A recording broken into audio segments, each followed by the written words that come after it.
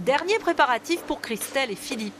Demain, ils accueilleront ici les 50 convives invités à leur mariage. Un événement prévu de longue date qu'ils ont bien failli devoir annuler au dernier moment. J'allais chercher ma robe à 17h30, donc pour moi c'était impensable.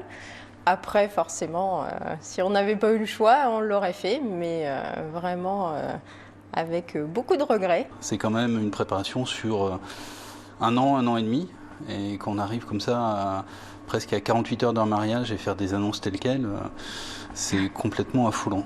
Affolant aussi pour Raymond Duvaille, qui tous les week-ends reçoit des mariages dans son domaine. Il en avait encore 10 de prévus d'ici la fin de l'année qu'il va falloir reporter en 2021, voire en 2022. Pour lui, la décision du gouvernement est dure à digérer. Moi, c'est l'incohérence et surtout le manque d'informations officielles, parce que les médias, c'est une chose, mais l'information officielle, normalement, c'est le décret lourd. Et puis en plus, les effets d'annonce, on en a par-dessus la tête.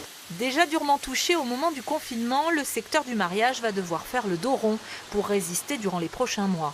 Ce traiteur réalise 50% de son chiffre d'affaires grâce au mariage. Cette année, il devrait enregistrer une perte d'1,5 million d'euros et n'a aucune visibilité pour la suite. Là, il nous reste encore des événements à faire demain. Et puis, à partir de lundi, je pense qu'on va refermer l'entreprise et on va remettre les salariés au chômage partiel, puisque malheureusement, il n'y a plus de travail. Et on commence à avoir des gens qui nous appellent en nous disant qu'est-ce qui va se passer pour nous en 2021. Et aujourd'hui, on n'a absolument aucune réponse. À l'image de ce traiteur ou de cette jeune décoratrice, les professionnels du mariage attendent aujourd'hui des réponses et de l'aide de la part de l'État. Mon cri d'appel, ça va être réunissons-nous, essayons de voir avec les autorités comment on peut faire pour assurer la pérennité de notre secteur d'activité. Avant la Covid, 235 000 mariages étaient célébrés chaque année en France, un secteur économique qui l'an passé encore générait plus de 5 milliards d'euros de chiffre d'affaires.